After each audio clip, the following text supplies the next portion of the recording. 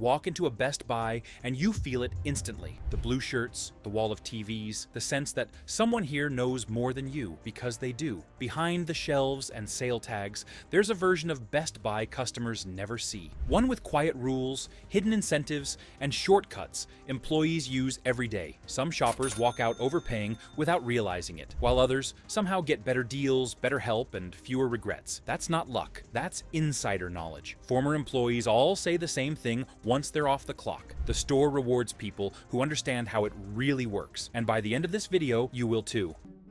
Secret 12. The price match illusion. Best Buy loves to make you feel safe about pricing. Big signs, confident language, that comforting promise that if you find a better deal somewhere else, they've got you covered. And on the surface, that's true. But here's what most people don't realize. Price matching at Best Buy isn't a customer benefit. It's a filter. On paper, it sounds simple. Find a lower price, show proof, get the match. In reality, employees are trained to scan for reasons not to approve it before they ever look at the number. Third-party sellers, slightly different model numbers, membership-only pricing, clearance listings, limited quantity tags, flash sales that technically ended an hour ago. Most shoppers never notice these details, but employees see them instantly. And this is where the illusion really kicks in. Two customers can walk in with the exact same lower price on their phone, and only one of them will walk out with the match. The difference usually isn't the policy, it's the interaction. Employees know which price matches will go through smoothly and which ones will trigger extra approvals, manager involvement, or questions they don't have time to deal with, especially when the store is busy or understaffed. One former employee explained it perfectly. If a customer was calm, specific, and clearly understood the policy, they'd push harder to make it work. If someone was vague, aggressive, or clearly winging it, the employee would follow the rules to the letter. No flexibility, no extra effort. Same policy, very different outcome. That's the trick. Best Buy doesn't block price matching outright. They make it technically available while quietly narrowing who actually benefits from it. The system rewards shoppers who know how to ask, what to reference, and how to signal that this isn't their first time doing this. Because the moment you can confidently name the competitor, the exact listing, and the exact price, the tone changes. It stops being, "let me see if this qualifies," and becomes, "yeah, we can do that." And once you realize that, you start to understand something bigger. Price matching isn't where Best Buy really makes its money anyway. That comes from what happens after the price is locked in. Secret 11. The commission-free myth. Best Buy employees will often tell you very confidently that they don't work on commission. And technically, that's true. There's no envelope at the end of the day with their name on it, no direct percentage of your purchase sliding into their paycheck. But here's what most customers never see. Commission didn't disappear. It just evolved into something quieter and more powerful. Instead of commissions, employees are measured, ranked, and pressured through metrics. Attach rates, membership conversions, protection plans per transaction, department performance. These numbers are tracked constantly, and they follow employees into reviews, scheduling decisions, and even whether they're considered valuable to keep around. So while no one earns a commission on a specific TV or laptop, they absolutely feel the consequences of what you buy and what you don't. That's why recommendations aren't as neutral as they seem. When an employee steers you toward one model instead of another, it's often because that product aligns better with store goals that week. Maybe it has a higher attachment rate for warranties. Maybe it pairs more naturally with accessories. Maybe it's tied to a promotion leadership is watching closely. On the floor, this shows up as subtle language shifts. One product gets excitement and enthusiasm, while another is described as fine or good enough. Former employees talk about this all the time. They're not lying to you, but they are prioritizing survival. If your purchase helps them hit a metric, you'll feel the energy change instantly. More time, more patience, more effort. If it doesn't, the interaction quietly speeds up, and that's where the trust issue creeps in. You assume advice is purely about what's best for you. Employees are balancing that against invisible pressure you'll never see on a receipt. Not because they're greedy, but because the system rewards certain outcomes outcomes and punishes others. The real tell is what happens next. When the conversation suddenly pivots away from the product you're asking about and toward protecting your investment, you've crossed into the most important pressure zone in the entire store. Because if you think the commission myth is subtle, the next secret explains why protection plans are pushed like someone's job depends on it. Because sometimes it does. Secret 10. The protection plan pressure cooker. The moment you say yes to a product at Best Buy, the conversation almost always shifts. The tone changes. The employee leans in just a little. And suddenly, you're not buying a TV or a laptop anymore. You're being asked if you want to protect your investment. That phrase isn't accidental. Protection plans are one of the most heavily tracked metrics in the entire store. Employees don't just casually mention them. They're trained on how and when to bring them up, what objections you're likely to raise, and how to reframe those objections in real time. From the customer side, it feels like helpful advice. From the employee side, it's a pressure cooker. Here's the uncomfortable truth most shoppers never hear. Many employees don't personally buy the protection plans they sell. They know exactly which products fail often, which ones almost never do, and which repairs end up costing less than the plan itself. But that knowledge doesn't change the expectation placed on them to offer, and often push, coverage on nearly every transaction. Former employees describe it as a constant balancing act. Push too hard, and customers get annoyed. Don't push enough, and managers notice. And when the store is missing targets, that pressure intensifies fast. Suddenly, every transaction feels heavier, and every no thanks from a customer quietly counts against you. That's why the pitch is so polished. You'll hear stories about spills, power surges, kids knocking things over, or that one time a screen just died out of nowhere. The goal isn't fear, it's inevitability, to make the failure feel less like a possibility and more like a ticking clock. But here's where insiders draw the line. Protection plans tend to make the most sense on a narrow range of items, things that are expensive to repair, frequently handled, or notoriously fragile. On many other products, the math simply doesn't work in your favor. You're paying up front to eliminate a risk that statistically may never materialize. Employees know this, and when a customer confidently declines without sounding unsure, the push often stops immediately. Because that signals something important. You've thought about it. You're not dismissing the offer blindly. You're opting out intentionally. And once that happens, the pressure shifts elsewhere. Because while protection plans are important, they're not the real long-term play. That role belongs to memberships, the ones that quietly promise convenience, savings, and peace of mind, while doing something very different in the background. Secret 9. The membership loyalty trap. At some point in the transaction, it shows up. Maybe it's framed as a huge value. Maybe it's pitched like a no-brainer add-on. Maybe it's positioned as something you'd be silly not to have if you shop here even a little. Best Buy's membership programs, especially Total Tech, are designed to feel less like a purchase and more like a smart lifestyle upgrade. And that's exactly why employees are pushed so hard to sell them. From the inside, memberships aren't just another product. They're a long-term lock-in. Stores track sign-ups obsessively, and employees feel that pressure every shift. A single membership can matter more to management than several high-dollar purchases because it ties you to the ecosystem long after you walk out the door.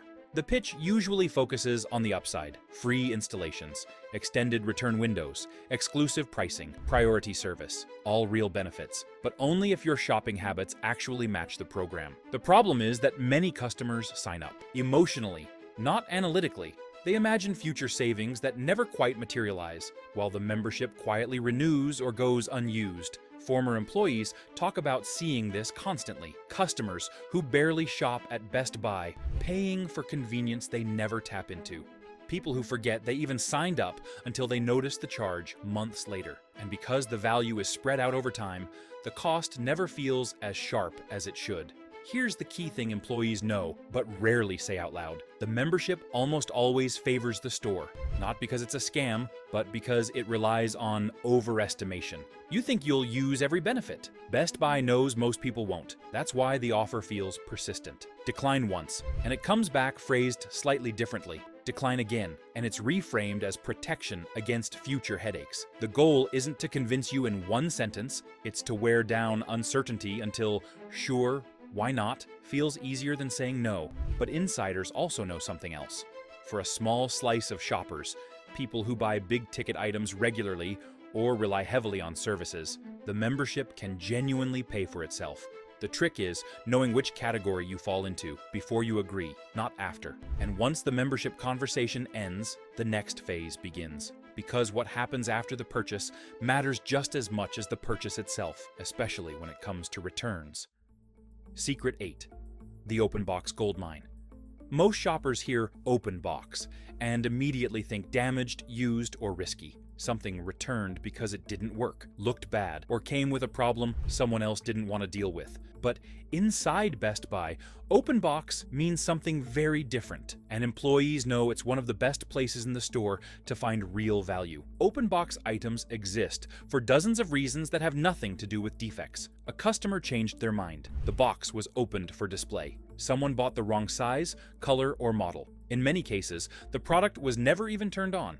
Employees see returns come back in perfect condition all the time, and those items quietly get marked down simply because they can't be sold as new anymore. What most customers never notice is the grading system. Open box products are labeled fair, good, or excellent, and those words matter far less than you'd expect. Excellent often means untouched. Good can still mean fully functional, with every accessory included. And fair doesn't automatically mean broken. Sometimes it just means cosmetic wear on the packaging, not the product itself. Employees know how to read between those lines. They know which departments have the highest quality returns and which categories are safest to buy open box. TVs, monitors, speakers, and networking gear often come back almost brand new. And because returns spike after holidays, major sales, and big product launches, employees know exactly when open box inventory quietly floods the system. That's where the real advantage comes in. Insiders don't just check what's on the floor, they check internal inventory. They know open box items can be sitting in the back or listed online but never displayed. And if you ask the right way, an employee will often go look, because open box sales help clear space and reduce headaches. One former employee summed it up perfectly. "If I was shopping here on my day off, I'd always check open box first. Same product, hundreds cheaper, and usually no real downside." And once you understand how open box works, you start to realize something else. Returns aren't just about refunds, they're leverage. Because the way you handle returns, and when, can completely change what options suddenly become available to you. Secret 7. The return window power play. Most people think returns are rigid, a receipt, a date, a yes or no. Once the window closes, that's it. But inside Best Buy, returns are far more flexible than the policy makes them seem, and employees know exactly when they can bend without breaking anything. Timing matters more than people realize. Bring something back early, and the system treats you generously. Wait until the last second, and everything tightens up. Employees can see how close you are to the cutoff, what condition the item is in, and how often you've returned things before. That context shapes how much effort they put into helping you. Then there's tone. Two customers can return the same item on the same day and get very different outcomes. Someone calm, clear, and respectful triggers problem-solving mode. Someone defensive or confrontational triggers policy mode. Employees aren't trying to punish anyone, they're protecting themselves. The safer the interaction feels, the more flexibility suddenly appears. Former employees talk about quiet exceptions all the time. Return windows extended by a few days. Store credit offered instead of a flat denial. A manager approving something that technically shouldn't have gone through. These things don't happen because you argue harder. They happen because you make it easy for the employee to help you. And here's the part almost nobody uses strategically. Returns create leverage. When you're already inside the system, already talking to someone, already open to an exchange, options expand, accessories get discounted, open box upgrades get mentioned, solutions appear that weren't available 5 minutes earlier. If this is helping you shop smarter, hit like so more people actually see it, and subscribe if you want more insider breakdowns like this. It tells the algorithm you're still watching, and it lets me keep making videos that save you money instead of wasting it. Because the next secret flips another assumption most shoppers have. Clearance tags feel final, permanent, like you've reached the end of the price road. But what employees know is that clearance doesn't always mean cheapest, and sometimes it's just the beginning. Secret 6. The clearance tag lie. clearance tags are designed to stop your thinking. Bright colors, big percentage numbers, that subtle urgency telling you this is your last chance. Most shoppers see clearance and assume they've reached the lowest possible price.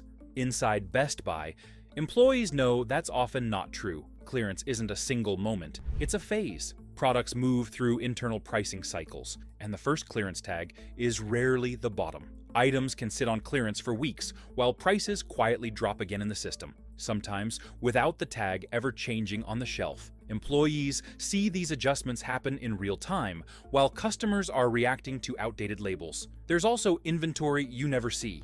Clearance products that are technically in stock but never make it to the floor. Items tucked in the back because there's no space, or because the store doesn't want to highlight them yet. Employees know how to check availability beyond what's physically displayed. And that's why out of stock doesn't always mean gone. One insider trick employees use is looking outside the store. A product on clearance in one location might be sitting untouched in another, discounted even further. From the customer side, it looks like the deal vanished. From the employee side, it just moved. This is where informed shoppers gain leverage. When you ask whether a clearance price is final or if it's been dropping, the conversation shifts. You're no longer reacting, you're probing.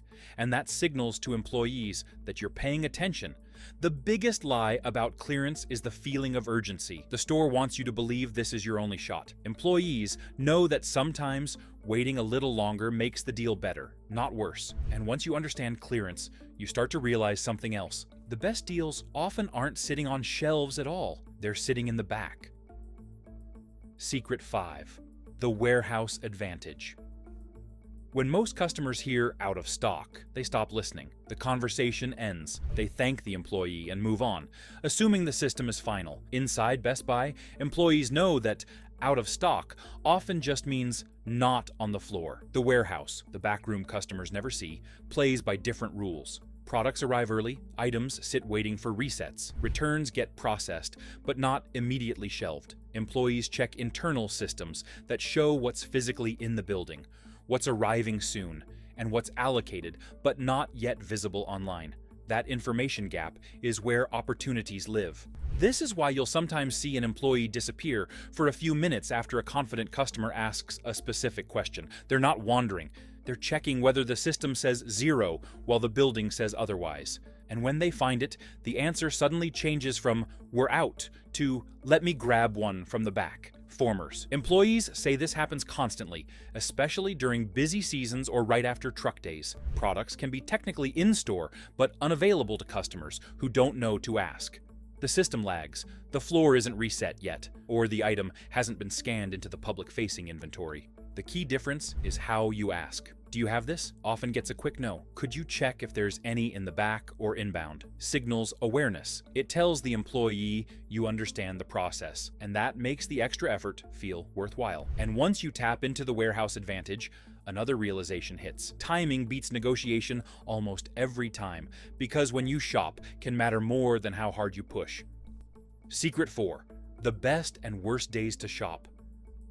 From the outside, Best Buy feels the same every day. Same layout, same prices, same policies. Inside the store, employees know that timing quietly changes everything. The day you shop can influence how much help you get, how flexible the store feels, and how likely exceptions are to happen. Midweek mornings are a sweet spot. Fewer customers, less noise, and more experienced staff on the floor. Managers aren't buried in crisis mode, which means approvals come faster and conversations feel less rushed. On the flip side, weekends and major sale days flip the store into survival mode. When the line is long and the pressure is high, employees default to strict policy because it's the safest option. Scheduling matters more than people realize. Veteran employees often work weekdays, while weekends bring in part-timers and newer staff still learning the system. That doesn't mean bad service. It means fewer people with the confidence to bend when flexibility exists. Experienced employees know where the gray areas are. New ones stick to black and white. Seasonal pressure changes behavior too. During big sales events,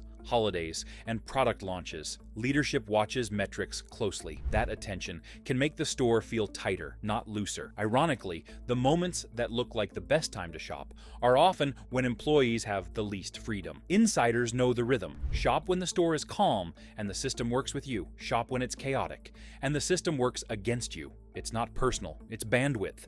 And once you understand timing, you start to see another pattern. Some deals look incredible until you realize they're packaged in a way that quietly favors the store. That's where bundles come in.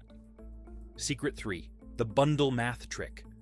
Bundles feel generous. A TV with a soundbar, a laptop with accessories, a console with extra controllers and cables. On the surface, it looks like Best Buy is giving you more for less. Inside the store, employees know bundles are built to simplify decisions and quietly shift the math in the store's favor. Here's what most shoppers miss. Bundles aren't priced by stacking discounts. They're priced by redistributing them. One item takes the hit so the others can stay close to full price. From the customer side, it feels like a deal. From the register side, employees can see exactly where the savings actually landed. That's why employees don't get excited about most bundles. They know which ones are truly discounted and which ones just look discounted. Often, the accessories bundled in are items with high margins or low return risk, making the overall package safer for the store, even if one component is marked down. Former employees talk about customers who accept bundles without questioning them, then later realize they didn't actually need half the items. And because bundles feel pre-optimized, people rarely stop to compare building the same setup piece by piece. Here's the insider move. Ask what happens if you break the bundle. Sometimes the system allows it, sometimes it doesn't. But when it does, you can rebuild the setup with smarter choices, higher quality accessories, or fewer extras, without paying more. Employees know this, but they won't suggest it unless you signal that you're thinking beyond the sticker. The most important thing employees see is this. Bundles reduce friction. They move people through the store faster. That efficiency matters more than giving you the absolute best configuration. And once you realize that, you start questioning another label most people misunderstand. Because refurbished doesn't mean what you think it means. Secret 2. The refurbished reality. Most shoppers hear the word refurbished and immediately imagine a problem product, something returned because it failed, broke, or just didn't work right the first time. Inside Best Buy, employees know that refurbished doesn't automatically mean risky, and in some cases, it can actually mean safer than new. Refurbished items come from a wide range of scenarios. Some were returned unopened. Some were used briefly and passed full diagnostics. Others had a minor issue, fixed before ever being resold. Employees can often see notes on why an item was refurbished, even if that information never makes it to the shelf tag. Here's the part that surprises people. Many refurbished products go through more testing than new ones. A brand new item is assumed to work and ships straight to the floor. A refurbished item has already been handled, inspected, and verified. That extra attention quietly lowers the risk, especially in categories like laptops, tablets, networking gear, and monitors. Employees also know which refurbished items to avoid. Products with complex moving parts or heavy wear tend to be less predictable, but electronics that fail quickly usually do so right away. If a refurbished item passed testing and still looks clean, odds are high it's stable. Former employees tell stories about buying refurbished for themselves without hesitation. Not because it was cheaper, but because it was proven. The product had already survived its first real-world test. And once you understand refurbished, the biggest advantage at Best Buy isn't about price matching, timing, or labels. It's about how employees perceive you the moment you start talking. Secret 1. The employee respect cheat code. The biggest secret at Best Buy has nothing to do with prices, policies, or promotions. It's about perception. The moment you open your mouth, employees are already making a quiet judgment, not about who you are, but about how this interaction is going to go. Employees instantly clock 3 types of customers: the ones who want to be sold to, the ones who want to fight, and the ones who understand how the store actually works. That third group gets more time, more honesty, and more effort, not because they're special, but because helping them feel safe. The cheat code isn't being aggressive or demanding. It's confidence without friction. Knowing what you're looking for, asking specific questions, and showing basic respect signals that you're not there to create problems. That alone changes the energy of the interaction. Former employees say the same thing over and over. If a customer was polite, informed, and realistic, they'd check the back, call another store, look for open box options, or ask a manager for flexibility. Not because they had to, but because they wanted to. On the flip side, customers who came in hot, skeptical, or combative got the policy version of everything. Same rules, no gray areas. Language matters more than people realize. Phrases like, "What are my options here?" or "Is there any flexibility on this?" open doors. Demands and ultimatums shut them instantly. Employees aren't gatekeeping deals, they're managing risk. The easier you are to help, the more help you get. This is the reframe most shoppers never make. You're not battling the employee, you're navigating a system together. When you align with the person in the blue shirt instead of treating them like the obstacle, the store suddenly feels very different. And that's the real takeaway. Best Buy isn't designed to screw you. It's designed to reward awareness. The more you understand how it works, the more the system bends in your favor. If this changed how you see shopping, drop a comment with the secret that surprised you most. Like and subscribe if you want more insider breakdowns that actually save you money.